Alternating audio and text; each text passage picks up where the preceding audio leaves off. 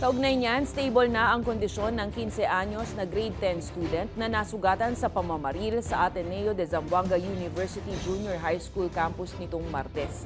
Ayon sa Police Region Office 9, nadaplisan ng bala sa likod ang estudyante habang tumatakbo palayo sa gitna ng insidente.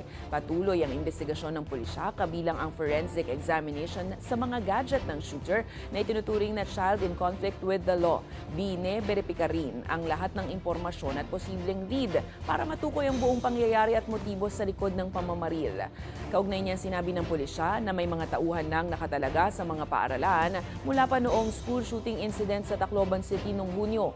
Mas paiigtingin din ang police visibility sa mga paaralan at ang koordinasyon sa mga school official, LGU at komunidad. Nasa stable condition na po siya, ma'am. And ano lang naman po, yung tama niya po is hindi naman po grabe.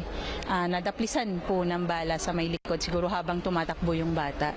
Chine-check rin po namin lahat po yan. Hindi po kami nagdi-disregard ng any information na makakatulong. Pero as you know po, kailangan po talagang chine-check, bina-validate at bine-verify po ng mga experts po namin.